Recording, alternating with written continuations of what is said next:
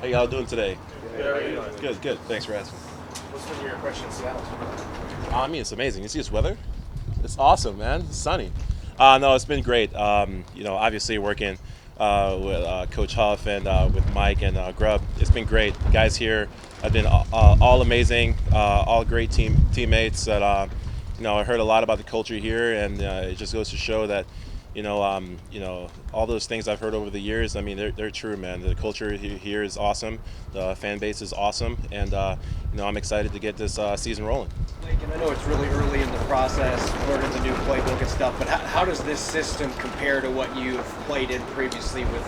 Oh man, man, the offense coming in, learning a new offense. With the guys here, with the O line, with quarterbacks and running backs, tight ends and receivers. It's great. It gives us a lot of weapons and a lot of tools to go out there and execute at a high level. So I'm really excited to get going, especially in training camp. When the bullets start flying with helmets and shoulder pads and get into real football. But it's been great. The learning process has been awesome. The coaches have been awesome and extremely efficient in the meetings. And for me, as being a veteran, I love that because that makes it easier for the young guys to learn the offense.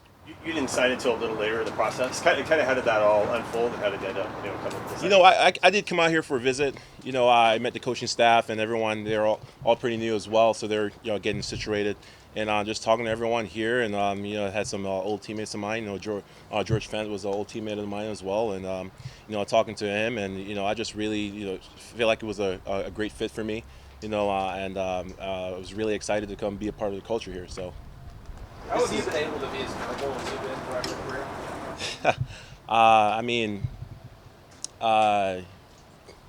I would say, first, knock on wood, thank God, and I've been extremely lucky to be playing this long with good health, and but I also put a lot of work into it as well, and a lot of people, you don't really see guys work in the off season, but I see myself as a player that's extremely dedicated in the off season, and I put a lot of work into my body, and my body's my job. So I've been blessed, but I also work really hard.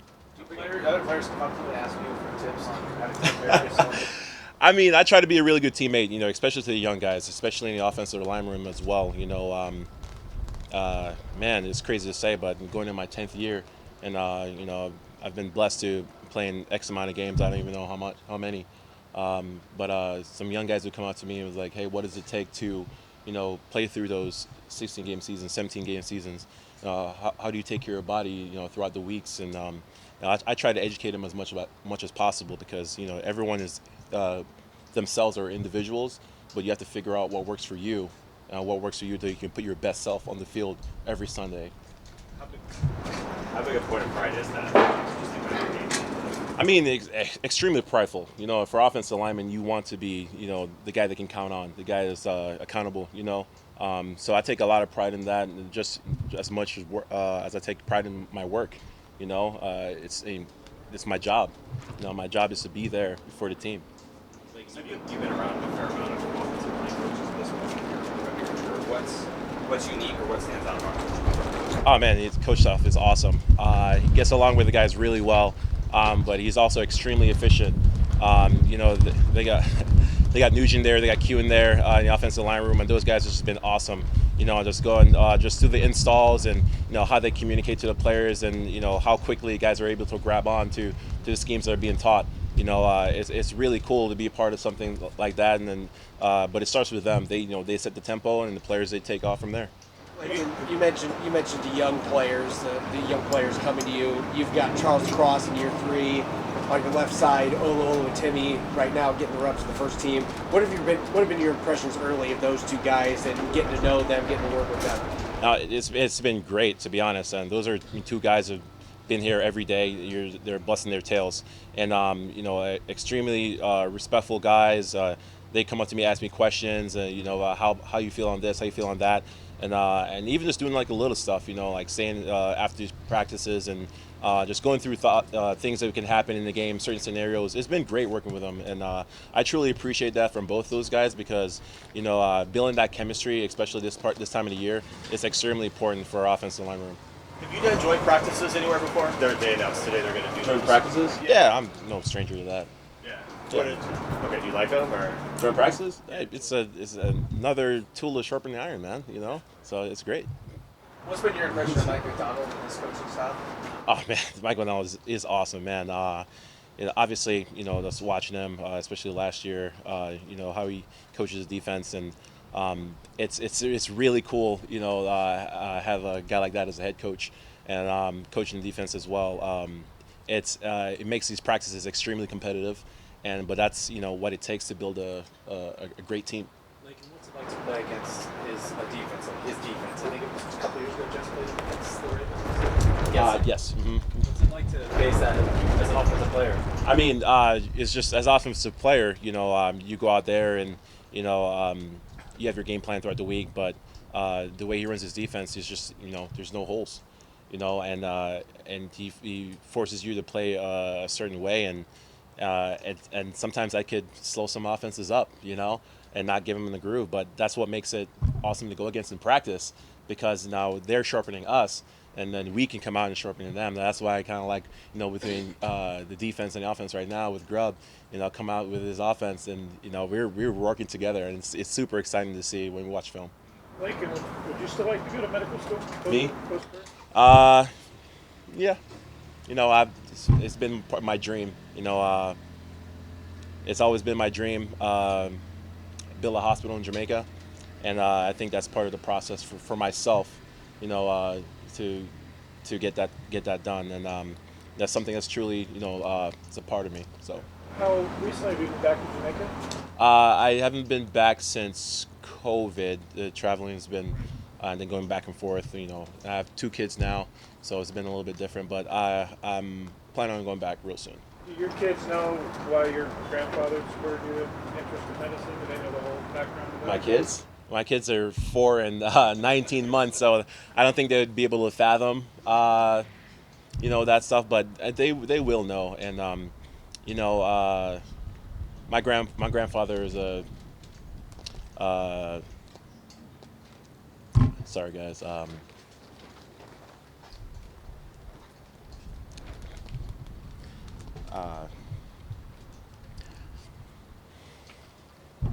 My grandfather is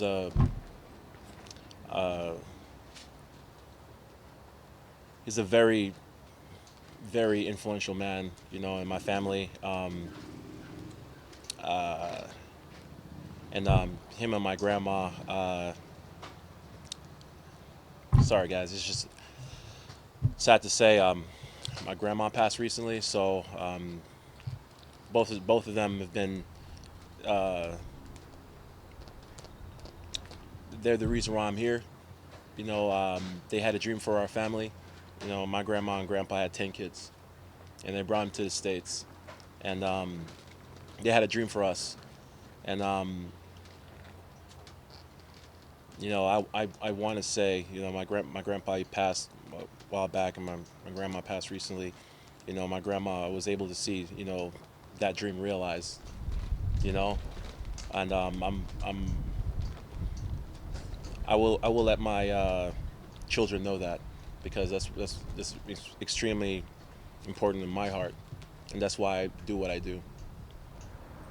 How long did you live in Jamaica? I lived there until I was 10. I moved, or 10, 11. I moved to the States in 2003. What was life like in Jamaica? I mean, I remember, a lot of open land, a lot of, man, it was fun. We didn't have a lot, but I had a lot of fun growing up with my siblings and cousins. It's a truly tranquil experience. I mean, you go to visit, and you just go around the island, go get away from the resorts, and you see the people. And they have a saying in Jamaica, out of many one people, man, and everyone there is just. It's a really rich culture, man. I love it. I can't wait to get my kids there. Where in Jamaica? Kingston, Montego Bay? So I lived at south of Negril, South Milan. South Lamar. So that's in Westmoreland. Can you speak patois? Yeah, man, I can speak patois. Yeah, of course. Yeah, man. Yeah, man. Yeah, man. Yeah, man. Yeah, man. So it's a little patois. Yeah, man. When my folks, me and my mom, we talk almost on the phone every day. I speak patois to her. So, yeah, man. I'm a proud Jamaican, man, for real. Did football only get in your life after you came here? Or? Yes. I didn't know anything about football growing up at all. I mean, like American football. When you say football in Jamaica, we think soccer. Yeah. So when funny enough, I came to the States. I did not look anything like this. Small kid, but man, my first summer, I gained like 60 pounds. Man, my grandma had like everything in the fridge. Man, like she took real good care of us. Made sure we was eating every day. I never had hamburger before, pizza before. Man, Pizza Hut was right there. So like that's my first summer. I gained like 60 pounds. Grew like 6 inches. So, my body just like exploded. But my mom saw it and she was like, "You need to get out the house." At the time I'm in Chicago, so I'm in the inner city of Chicago. You can't really go out like that. So, my uncle at the time recommended American football, and I was like, anything made my mom happy. Just wanted her to be happy. So my mom brought me out for a practice, and man, here I am. Favorite music? What do you mean? The reggae? Exactly. That's softball for you. Have you seen the movie? Yeah, man.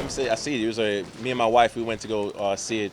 Man, it was such a beautifully done movie, man. Beautifully done. I was just talking to my mom too. Like I learned some stuff about that movie that I didn't even know about Bob. I grew up in the country, and when I heard my folks talking about Bob Marley, it's like, man, just how powerful he was, like how influential he was to the people of Jamaica and what he brought to that country. And that movie was beautifully done, man. It was a fantastic movie. I recommend if you guys haven't seen it, go see it, man. You learn a lot. The reconciliation he did for the two powers. Yeah. Oh, yeah. Yes, man. Of course. That was crazy. My mom, they talk about it too. But me as a kid, we couldn't really fathom it. But like growing up now and seeing that movie, I'm like, man, that's what he did for that country is powerful. Different topic. There's talk about expanding the NFL regular season to 18 games. Where would you stand on that? 18 games? Yeah. Whew, man. Let's see. What would it take to play all 18 games is the first thing that goes in my head. That's all I can give you, though. Thank you. No problem, guys. Thank you. Appreciate you guys.